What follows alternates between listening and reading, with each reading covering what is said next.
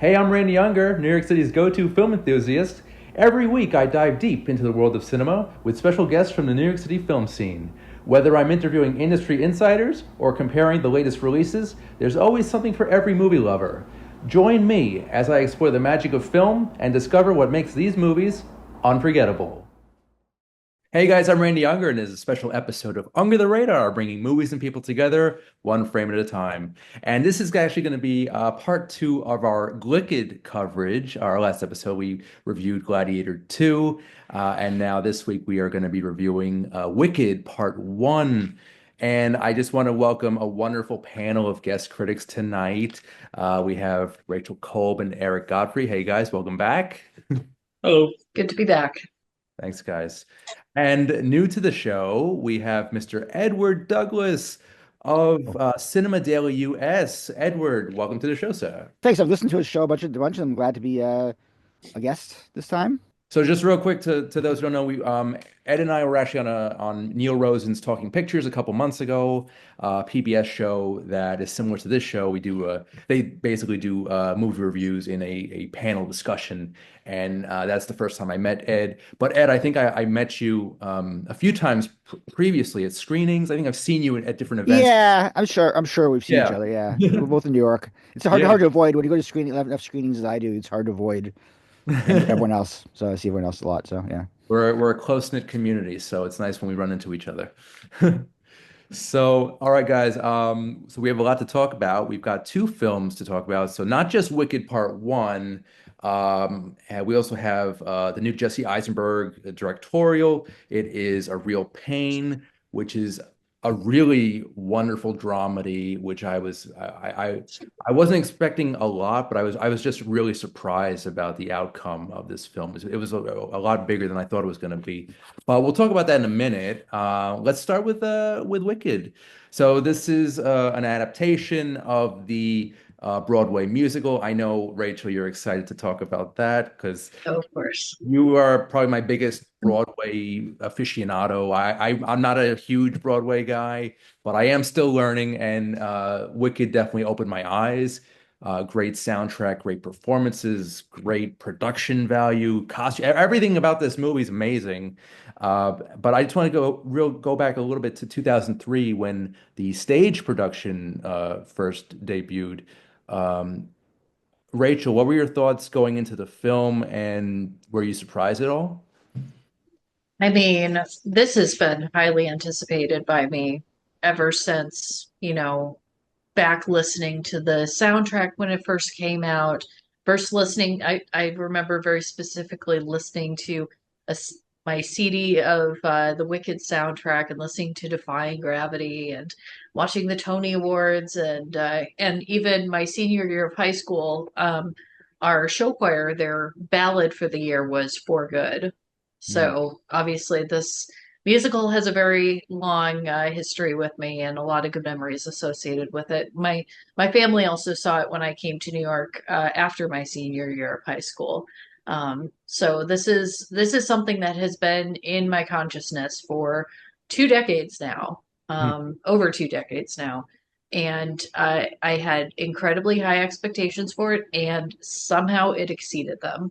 Mm. Like just blew past them. I love the stage show, but I think this is actually an improvement. Wow. I Well, think it's actually an improvement in many ways, mainly because there's a lot of they really were thoughtful about how they could use the medium of film to tell this story and ways that not that stagecraft is limited, but just that there's different tools at their disposal when right. they're doing this. Um, Mm. for example, the camera movement in this movie is just absolutely incredible, paired with uh, of course, the choreography, just how intricate some of these numbers are, particularly Dancing Through Life, and the fact that they worked on so many physical sets is Right. just incredible to me. It's so expensive looking this movie. It's crazy what they accomplished here. It's really a marvel. And I think I was blown away by the visual style. Obviously, you've got John M. Chu from Crazy Rich Asians. He did some of the Step Up movies. obviously has a flair for the dramatic, for the spectacle. It's very apparent here. You have the music and lyrics by Stephen Schwartz and Mhm. Winnie Holtzman, and Yes. just the music is beautiful. I loved it. One of the things that I was attracted to about this movie, which it's sadly a very small part, is film composer John Powell, who he did some of the score. So he Hmm. basically worked with Stephen Schwartz on the music, but you can't really tell it's his music. John Powell, he scored, Ants, Shrek, Chicken Run, and Hmm. Kung Fu Panda, all these great animated films. And Yeah. I was looking forward to his music. I didn't really notice it, but that's just a side thing. Uh, but yeah, the all the elements are in place here. I think the main attraction is Ariana Grande and Cynthia Erivo, who are just brilliant in this. I think they've done a great job from taking over from Idina Menzel and Ellen Chenoweth. And is it Ellen Chenoweth? Yeah, Ellen Chenoweth. Kristen No, Chenoweth. Oh, I'm sorry. Christian. Yeah, Kristen. Hmm. So I think that the baton has been passed beautifully to these two younger actresses, and they're so talented. And I just love seeing any scenes that they were on, in the same, if any scenes that they shared together were just magic. And I Yeah. think they are at the core of this film. They are the heart and soul. Um, but Ed, what were your early thoughts on this film? I know you saw it twice. Well, first of all, I'm a complete opposite of Rachel. I never seen the musical. I Mm, never listened to the songs. I live in New York. Obviously, I had plenty of opportunities to go see it if I wanted to. I never really was much have much interest. I mean, would do like Jane Krakowski and Idina Menzel, and I've known about them, and I knew they were came from being Wicked. That was their kind of their big thing. I mean, the only thing I knew about it is like they do these TV commercials for musicals on TV all the time. So I probably heard like a little blip of Define Hmm. Gravity or one of the songs that they played over and over and over again. I'm like, that's the only thing I know, and that's for a lot of musicals. But yeah, so I went in with pretty big expectations 'cause I like John M. Chu. I've known Hmm. him for a long time. I've seen pretty much everything he's done. Like Crazy Rich Asians, I loved In the Heights. In the Heights was just right. so good. Yes. So I had a lot of expectations. I mean, Ariana Grande, it's like I hadn't, I know who she is. Cynthia Erivo, I've seen in a few movies singing, and I think she also comes from Broadway too. I think she was in like Color Yes. Purple. I think, yeah, Color Purple. So, Hmm. so Yep. I had, I don't know if I had moderate expectations, but I was kind of like interested to see. I was very interested. The first time I saw it, it was a lot. I have to say that if you go into this if you go into this musical not knowing the musical at all, and this movie is your first experience with it, you get hit with a lot. There's a lot of characters, there's a lot of story, there's a lot of ideas. It's a long movie, and I mean, it got to the point where I actually zoned out a little bit, and so I went to go see it a second time yesterday because me and I wanted to just see it, just focus again. I already reviewed it. I knew I was gonna be on the show, and I realized that one of the times I zoned out was during one of Cynthia Erivo's big numbers, the "I'm Not That Girl" number, and I realized that I kind of so like I there was this moment where I saw it the first time where it was just like, oh wait, I just completely like, zoned out, and then when I saw it second, I'm like, oh, I missed this huge moment. I missed another huge moment also probably going to the bathroom the first time too. So sorry for the overshare. But yeah, so I saw it a second time. I'm glad I did. Glad I did. I appreciate it a lot more. I think both actresses are absolutely amazing. There's still some characters who are probably unnecessary. Some plots which are, and I know a lot of it has to go back to like being faithful to the Broadway musical. But I feel like also, if you have a 2.5 hour Broadway musical and the movie is 2.5 hours as part one, it's like, Hmm. okay, there's got to be, you got to consider. I mean, but obviously there's a money thing involved because if you do two movies and they both do well, that's twice as much money as one movie that does really well, and it is doing really well. So, Mhm. Good points. Yeah, I can't even imagine seeing the. Yeah, that's a very good point. So it started off as about a 2.5 hour play, and Mhm. now it's a 5 hour movie. So that's interesting. Yeah. well, we don't know how And to long it's be going to be.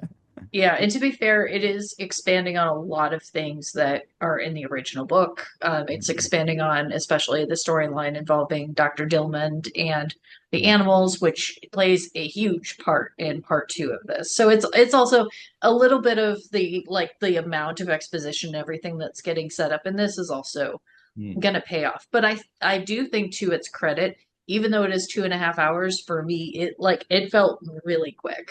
And I felt like they handled a lot of the exposition and setup really well. Yeah. Yeah, I was wondering Actually, about the animal stuff from the musical, how much of that was in the musical or not. But mm. um, I do have to say that Dr. Dillerman, I mean, I think he's a really, really great professor, but I don't think he's the goat. But I wrote that joke yesterday while watching it, just for Lovely, the show. lovely. I love Dr. Dillman. He was fantastic, and it was just a little heartbreaking, that whole storyline. Yeah, Um, Peter Dinklage just yeah, breaking our hearts. yes, fantastic voice work there.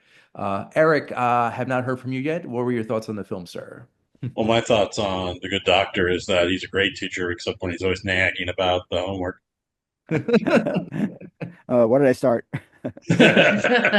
And also, so yes, I did not grow up on Wicked, but one of the first musicals that Rachel took me to, as a person who was not really into the musical scene, was there was a Chicago production Yep. of Wicked that I saw, and it was kind of one of those like, oh, like musicals can be fun and have more poppy songs and be fast paced and not just you Mm. know like Sound of Music and all these things where it's just like long and everything, and you can have this. And so like Wicked was that moment where it's like, oh, musical theater is actually a lot of fun to get invested into.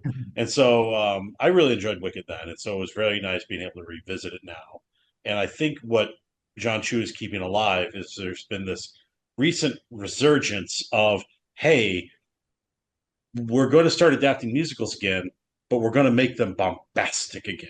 And Mhm. so, like I feel like the best comparison for this one right now was the Dear Evan Hansen adaptation. What was Yeah, it like? contrasting it. Yeah. The contrasting was like how that took a fantastic musical Yeah. and muted it, Mm. and kind of they tried to do the real thing, and just it never popped, and all the magic that you get from that stage show never comes alive in the Right. movie. Yet here, Chu just cranks everything up to 11 because that's what most of these musicals need. And you saw that like in The Heights, he did the same thing. Lin-Manuel Miranda did the same thing with his adaptation of Tick Tick Boom, and even Spielberg with his Oh, adaptation, West Side Story. his remake good comparison. Yeah. of West Side Just Story. agree.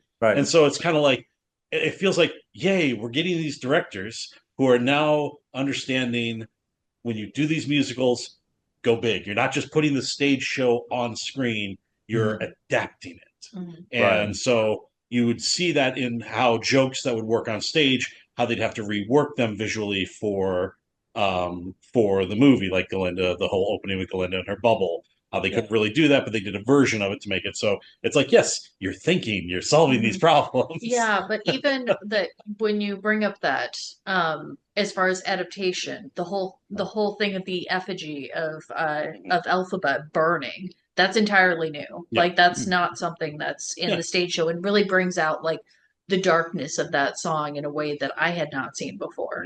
Right. Just really just But yeah. chilling image. And I think one thing that I also, again, to go back to the Dear Evan Hansen comparison, and even into the Heights, one of the nice things about Wicked is the understanding of the popularity and the bigness, and that length allows them to not do what most musicals have to do when they're adapted for the big screen, which is what songs do we cut? This Mhm. is Wicked. If you went to go see it, you're getting the full experience between part one and part two with some expansion. But Mhm. as far as the songs, as far as that, you're getting that. Whereas, like, if you go see in the Heights or Dear Evan Hansen, you're missing characters, you're missing songs, you're Yeah. missing that full. You're getting a shortened version of that experience, and I think that's kind of where I really, even though it's 2.5 hours, and the Yeah. second part will probably be along times. Mhm. That was one thing I think that runtime made me really appreciate. Yeah. And Rachel, you actually raised a great point at how this movie expands upon the Wicked universe by, Mhm. using the cinematic tools, which is great. I feel like that's a again what kind of what we're talking about with the new age adaptations, where John Chu especially, Yeah. like a lot of, I feel like directors when they would do adaptations of musicals always just wanted to pull back and let the choreography and the dancing, like the camera's there to Yeah. capture that. Mhm. Hmm. Whereas John Chu is much more of an involved, like the camera is as involved Oh as the yeah, yeah. characters Yeah. and everything else, and you Yeah. see a lot, and so that's why you see just the movie's much more active in that regard. Yeah. And I Right. know that we're going to have to move on to our second movie in just a second, but there's Well, one. I want to add something before you moved on though. So Yeah, yeah. go ahead, and I'll after you. Go ahead, Rach. Mhm. The one thing that I wanted to mention was this is also kind of the exact opposite of the Cats adaptation because Ooh, you have to in remind me of that. Cats it is all CGI everywhere. In this movie they do use CGI, but it's so much more grounded. It's so like as I said, like there's sets that they're literally playing on that they're getting to play off of that Mhm. it like automatically just feels that much more lasting because of that. It's not going to be something that in a year or two that people will be like, "Oh, I used to like it, but the effects just don't hold up." It's like Yeah. it's going to be a lot more lasting. Yeah, I think that it was more, I wouldn't say practical, but there was more of a focus on the costume design and the set decoration, Mhm. the actual CGI, which was awesome. And I just love that Art Deco train that goes into Emerald City. That was just a Yeah, work of art. That just looks so that good. was a real train. See, see it? They Yeah, built that. Yeah, that's Mhm. that's crazy. amazing. That's amazing. Mhm. So, Hmm. Oh, yeah, one thing I want to quickly add to what Eric said earlier is that one of the things about this was contrasting it to In the Heights and West Side Story. I mean, I'm a New Yorker, so those other two movies they were definitely set in New York. It wasn't like that was the thing. It was the Washington Heights. It was the Upper West Side, and this one just creates just a whole new world. And that's one of the things that Yeah. it was one that's based on the Wizard of Oz we know. But the fact that you watch a movie like this, you can watch and go, you'd really be amazed by the backgrounds and the environments versus those movies, which I liked when they were still trying to go for the real places. So right. that was a nice contrast that John Chu did. In fact, that he did two. He did In the Heights also is very Mhm. different movies. So Right. And you've got the Land of Oz, which is very magical, obviously, and which I love. This movie is definitely going to appeal to families and the younger generation and those kind of thirsty for more like Harry Potter-esque entertainment. So hmm. I'm Yeah. happy about that. It definitely reminded me of Harry Potter, especially the Shiz University stuff. It definitely reminded me of that stuff. And Mhm. Yeah. again, because it was so long, it just felt like it was all there was all that stuff probably could have been shortened to get to the Oz or to get to the Emerald City faster, in my opinion. very, But yeah, yeah, very, very Hogwarts. And yeah, the movie, I think it could have benefited from a little bit better editing and shortening. If it were maybe like 2 hours and 10 minutes, I wouldn't have minded. But nevertheless, a quality film, and it's definitely breaking records. It's going to continue to do so. All right, guys. So we have just maybe a few minutes, and I didn't think we would take that long on Wicked, but Yeah. Yeah. There's lots to our, talk about. We didn't even yeah. really talk about the performances that much in Wicked, Oh, but they're it was all great. incredible. But I think yeah. Enrivo, I think she's going to Revo, excuse me, she's going to get an Oscar nomination. Uh, Mhm. I think that's the opposite. I think Ariana Grande is definitely going to get an Oscar nomination. interesting. Yep. And Okay. Cynthia Erivo might get one. And Cynthia Erivo is in a much more crowded category with a lot of great Hmm. lead actresses. Where I think Ariana Grande is actually, I think she could actually win. I think she's Yeah. actually, I think it's her against Zoe Saldana, who's also in the musical. But I again, do Yeah. think The yeah, odds makers have already put yeah. her But pretty Zoe high. Saldana can't sing, and Ariana Grande can. So that's I think award season is going to be very kind to Wicked. Yeah. yeah, I Well, agree. maybe we'll have an award show in the next couple months. We'll figure that out. Yes. Mhm. All right, guys. So the next film we're going to talk about is a really, really surprising dramedy called A Real Pain, and it is written, directed, and starring Jesse Eisenberg, who I'm not the biggest fan of, but this film kind of redeemed him for me.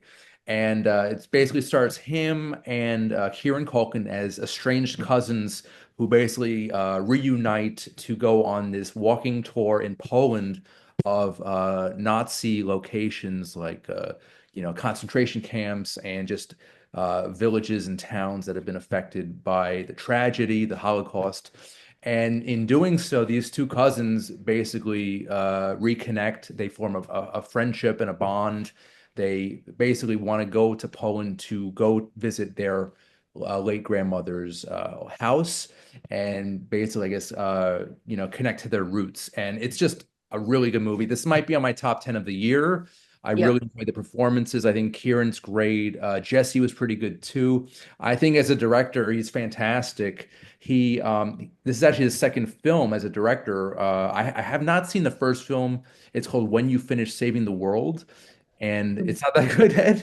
No, no, that was a Sundance 2 years ago, and it was kind of not It was great. it was that okay. Well, I would check it Well, out anyway. sometimes also it takes people a couple times around. I mean, Oh, sure. like John Krasinski, Quiet Mm, Place was not his first directorial effort. It was yeah, far from that. He had done a number of movies before that one small hit. movies, yeah. So Sure. yeah, sometimes it just takes a little time to figure out your style and everything. Yeah. That's true. That's true. Well, I've known Jesse since Squid and the Whale. I've known him personally. I've Mm. I've interviewed him when he was probably a teenager, and I've interviewed him a few times over the years for other things he's done, like Zombieland and Social Network and things like that. And yeah, I was really impressed. I mean, I actually mostly like him as an actor. I could definitely understand why people wouldn't, but I mean, I was impressed by this. I saw this at Sundance, but not actually physically at Sundance. I saw it virtually from Sundance, so I watched it Oh, on my computer or TV. But oh. immediately, it was the talk of Sundance. People loved it there. It's a great crowd pleaser. I saw it again more recently, and whenever it came out, July, August. I don't know when it came out. I think it was August. Yeah. August, yeah. It was. So Yeah. I saw more recently, but I really connected this. I mean, I connected to it very personally.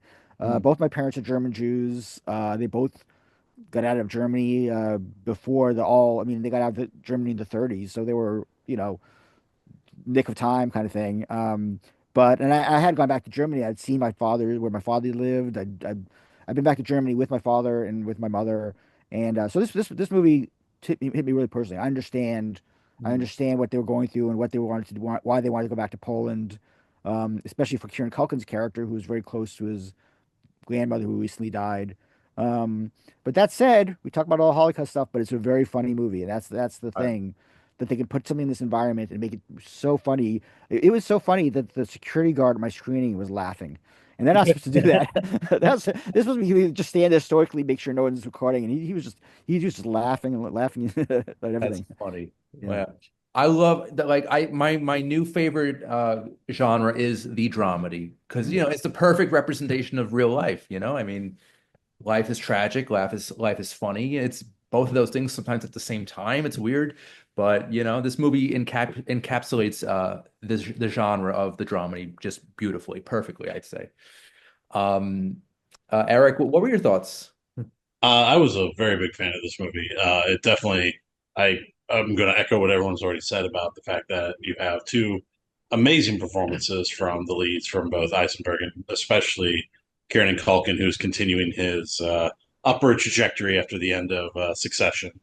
Mhm. So he is definitely proving himself to be quite the person to watch now. Yeah. And I very much enjoyed the entire ensemble cast, all Yeah. the tour group especially. Oh, that's right. That's right. And it was a movie that felt like it had a lot to say about both personal pain and just the existential pain of the world around us, and about Mm. Mm. especially how Europe still carries so openly the scars of history there, and especially like the scene where I forget the name of the town where they were showing, the still the oldest synagogue on top of the Mhm. building, or here was a bakery, here was a tailor, Yeah. and it's just like, Mm. and it's the thing of it's like it gets the concept of just wanting the world to stop to acknowledge the pain that is caused, but yet we have to keep going at the same time. And I thought just how well it dealt with that thematically with the characters, and with that was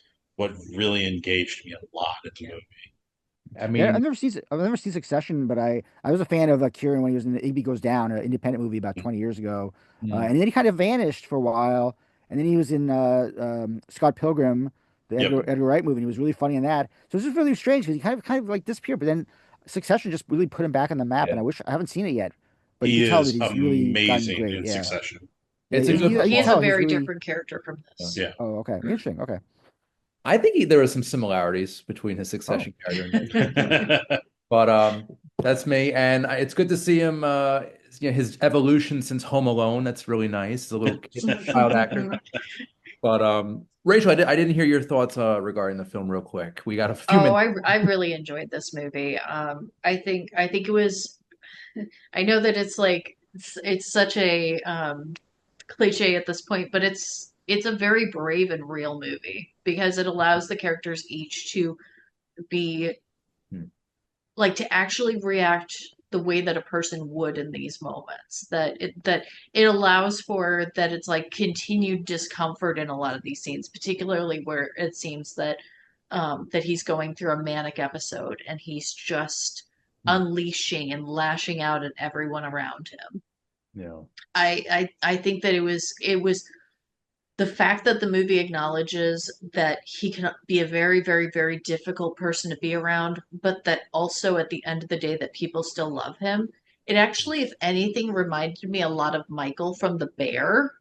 If Which I also have seen. Okay. Ooh. Thanks. like Yeah. very, very similar energy, especially the final scene with the tour guide where he is talking to him and he's like, "Hey, you made me rethink all these things about how I do my tour," and gives him this big hug, and then he just goes, "Bye, David," and Yeah. just and it's just out. And I think a lot of people can relate to kind of being on both sides of that, maybe.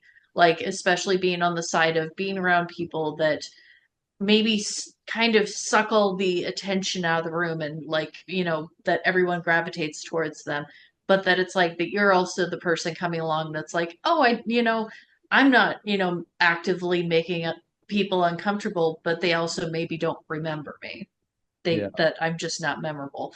And I think Jesse Eisenberg, I think the scene that I think should be getting him award notice is the scene at the dinner, when he finally opens and shares with the group about what Hmm. has been going on with him and his cousin. I just thought that was so beautiful, so well acted. And the fact that he wrote this and is acting this and is, having to direct himself, I think is just really amazing. He really surprised me with his directorial prowess. He's just fantastic, but in Yeah. and behind the camera, he's really, really a talented filmmaker. And I do want to see more of his future work. Same with Kieran, who he definitely reminded me of his character in Succession, but I think he elevated that a lot more in A Real Pain. And I just want to mention real quick, if this movie had the budget of Wicked, I think this would have been that would have been a much better outcome, I because mean, That's the thing yes though. and I no, got but this is such a personal movie that I Yeah. Yeah, don't know where that exactly. budget would have gone. Yeah, right. besides the fact that it's also a lot of the very stark imagery of it. I mean, it's right there in the text, them Yeah. talking about that it's like the Soviet era architecture and everything. It's like some of those shots are kind of meant to seem a little bit Hmm. sterile or a little bit like, without like strong character or personality, because that's the way a lot of these like buildings and everything were designed. So It's just I would have wished this movie had a bigger budget. Is what I'm saying, because it's a very important story and more Hmm. people should have seen it. I want to jump in for the point to a point you guys said earlier about Jesse as a director. I got a really good anecdote from I'm going to name drop Jason Bateman once, where he basically said that being an actor and directing in a movie in which you're acting, you can use your performance to direct other actors. And what's interesting about this movie versus Jesse Eisenberg's last movie as a director, he didn't act in that one. He acted in this one. So I think Hmm. partially why he gets so much better performances out of his cast is he was right there and he was kind of delivering stuff to them that they could bounce back at him. And I think that really is the big, you can really tell a difference in that as a director when he's Mhm. acting in it as well. Mhm. yeah. Good points, guys. Very good points. We've been out of time. I'm sorry, but I would just want to go around real quick. If there's any plugs, if there's anything you guys want to mention, Rachel, I'll start with you. Yes, you can find me on Instagram at Second Act Bake Shop. You can find my baking adventures on there. Occasionally, my adventures in theater and film and everything out here in Minneapolis. You can find our sweet dog Dobby the house doggo on Instagram. And yeah, if you're in the Minneapolis area, you can find me over at Angel Food Bakery, making good treats over there. Awesome. Awesome. I love it. I could smell it already from New York. Great. Eric, anything for you, sir? I don't know if anything's Nope, I no. keep a low profile still these Yeah. days, so nothing really of myself online. Fair enough. Fair enough. Very consistent. I love it. Mr. Douglas, how about you, sir? Any plugs for you? Well, I do have an Instagram, edouglasww2. I have a Twitter account or X account, which is edouglasww. Anything I write or appear on will appear in one of those two places. I have a Substack, also under Edward Douglas. I'm on Cinema Daily US. I do interviews for them. So I'm on my way out, but usually you can find my stuff on social media. You can find me. You can find anything I'm doing there. I'll post whenever I have anything new to share. Wicked is out in theaters now. It is crushing box office records as we speak. I think A Real Plane is still in theaters and indie Yes, it theaters out is. there. Yep. So check out And it'll both be on films. Hulu. It'll be on Hulu soon, probably. I Oh, assume. that's okay. Good to know. Hulu. Great. That's connection with Searchlight. Yeah. Great. Well, both are great films. And so, yeah, go check it out. And some plugs for me if you want to check out episodes of Under the Radar, tune into SiriusXM on Slam Radio. And that's Thursdays and Saturdays. Also, the video version of Under the Radar is on Mondays on Manhattan Neighborhood Network. And as always, feel free to subscribe to Under the Radar on YouTube and share the love. And yeah, I just want to thank everyone on the panel tonight, everyone watching and listening at home on your devices. I'm Randy Younger with Under the Radar, bringing movies and people together one frame at a time. We'll see you next time. Take care.